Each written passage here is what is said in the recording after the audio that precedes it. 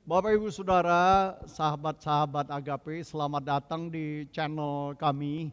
Pelayanan ini menyajikan beberapa rangkuman khotbah-khotbah yang saya sampaikan. Tentu Anda juga bisa melihat di channel YouTube kami di GKNS Agape. Hari ini menyampaikan renungan yang berjudul Jika Kamu Tinggal di Dalam Aku. Apa yang akan terjadi ketika kita tinggal di dalam Aku? Kata Tuhan Yesus. Ternyata banyak sekali janji-janji berkat. Ada banyak sekali rahasia-rahasia ketika kita tinggal di dalam Yesus. Banyak orang tidak paham arti kata tinggal itu. Tinggal itu artinya menetap, berada, hidup di dalamnya. Demikian kata ungkapan beberapa orang. Ada juga yang berkata tinggal itu adalah semacam ada di gereja terus atau membaca Alkitab. Tapi saya hari ini mau menyampaikan bahwa tinggal itu adalah engkau menetap, berada, hidup di dalam bukan hanya satu hari, bukan satu bulan. Tinggal artinya terus menerus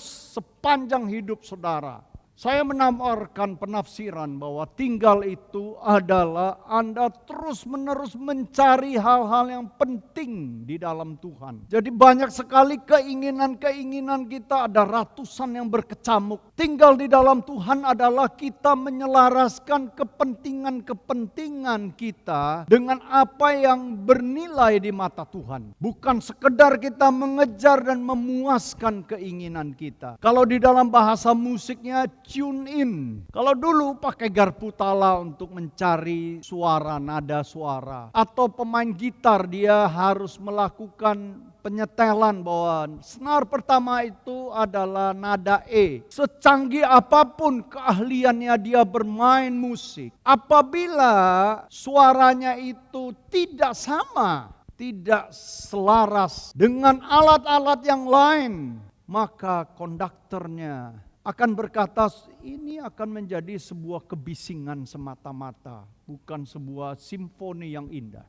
Hidup kita adalah menyelaraskan keinginan. Tinggal di dalam Tuhan artinya menyelaraskan keinginan-keinginan kita yang ratusan itu dengan apa yang berharga di mata Tuhan. Seringkali kita menganggap bahwa ada hal-hal tertentu itu penting, tapi bagi Tuhan itu tidak penting. Makanya Tuhan Yesus berkata, makan, minum, dan pakaian hanya dicari orang-orang yang tidak percaya. Karena kalau hanya itu yang dipentingkan, maka saudara miss the point. Dalam bergereja carilah dahulu kerajaan Allah. Semuanya itu akan ditambahkan. Bukan berarti tidak ada, tapi akan ditambahkan. Pencarian kepentingan kita sesuai dengan kerajaan Allah itu. Keinginan kita. Itulah artinya kita tinggal di dalam Dia. Ini adalah proyek seumur hidup. Di dalam kitab 2 Yohanes pasal pertama ayat 9 dituliskan bahwa setiap orang yang tidak tinggal dalam ajaran Kristus tetapi yang melangkah keluar dari situ. Jadi ternyata kita bisa melangkah keluar dari Tuhan. Kita tidak tinggal di dalam, tapi kita melangkah keluar.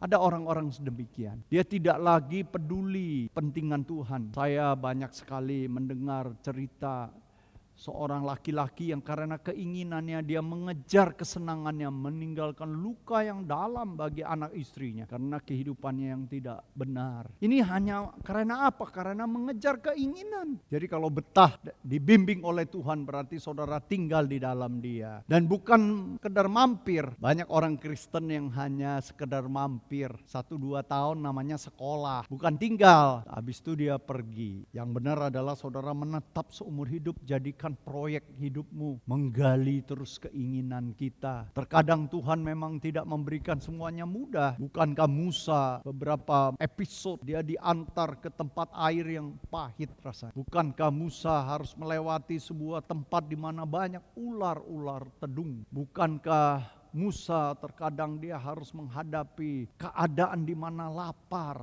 tidak ada makanan. Jadi keinginan kita ini terkadang begitu maunya nyaman. Padahal bukan itu yang penting. Tuhan jauh lebih mementingkan apa yang ada di dalam hidup kita. Apabila keinginan kita sudah selaras dengan Dia, maka berkat-Nya berkata, engkau minta apa saja, engkau akan berbuah banyak. Pertama, tinggallah di dalam aku dan aku di dalam engkau. Barang siapa tinggal di dalam aku dan aku di dalam dia, ia akan berbuah banyak. Saudara, kalau toko buah hanya beli buah. Buah itu semua orang maunya buahnya saja. Jarang yang bertanya akarnya seperti apa. Bahkan orang gak peduli. Orang hanya kejar buah-buah yang segar, harum. Tidak pernah ditanyakan akar. Padahal untuk mendapatkan buah itu akarnya harus sehat. Akarnya jauh lebih penting. Maka buahnya itu akan tumbuh dengan sendirinya. Banyak orang yang berkata dia sudah berhasil sebagai seorang musisi, seorang olahragawan. Yang kemarin itu di Olimpiade hanya 11 detik. Dia lari cepat 11 detik. Performance-nya lari 100 meter. Tapi saudara tahu latihannya, akarnya seperti apa sehingga kakinya, ototnya, syaraf-syarafnya bisa membuat dia melesat 100 meter di bawah 11 detik. Hanya 11 detik buahnya. Tapi orang kan hanya bilang, wah gampang ya 11 detik. Tapi tidak semua orang ternyata di dunia ini. Tapi kita hanya lihat, wah orang ini berhasil, dia sudah mesra dengan istrinya, keluarganya harmonis. Mereka pikir itu hanya tumbuh jatuh dari langit. Padahal itu berasal dari akar yang benar. Ketika ada di dalam Tuhan, di dalam bimbingan Tuhan, maka hasilnya akan terlihat. Kehidupan rumah tangganya, keberhasilannya, dari semua yang terjadi. Bahkan badan kita. Kalau lihat atlet yang sehat, bugar, kita pikir dia langsung dapat seperti itu. Padahal dia latihan setiap pagi. Ketika kita tidur dia lari. Ketika kita sedang nonton dan tidur malam, dia sudah istirahat lebih awal. Ketika kita makan apa saja, dia makannya dipilih supaya tidak ada lemak. Jadi Bapak Ibu Saudara, akar jauh lebih penting. Nah, tinggal di dalam aku adalah masalah akar. Akarnya kuat, berakar dalam. Maka minta apa saja engkau akan diberikan. Itu di dalam ayat berikutnya dari Yohanes pasal 15 ayat 7. Minta apa saja. Ketika Daud dia berkata, satu hal yang kupinta tinggal di rumah, di bait Tuhan. Saudara, menurut saudara itu permintaan itu diberikan ya. Dia berkata, satu hal telah kuminta kepada Tuhan. Itulah yang kuingini. Jadi permintaannya, keinginannya diam di rumah Tuhan seumur hidup. Saudara, Tuhan kan mau bersekutu juga dengan umatnya. Ketika itu dihargai, maka Tuhan yang bumi ini tumpuan kakinya memilih untuk hidup bersama dengan manusia. Makanya didirikanlah bait Allah pertama itu. Yang kemudian didirikan oleh Salomo tentu. Bapak Ibu Saudara, pasti diberikan. Kalau saudara berdoa, saudara mau menjadi seorang hamba Tuhan yang melayani. Dengan tulus pasti saudara akan diberikan. Ketika Salomo meminta hikmat, dia tidak minta kekayaan, dia tidak meminta nyawa pembencinya. Maka Tuhan berkata, hikmat dan pengertian akan aku berikan kepadamu. Minta apa saja.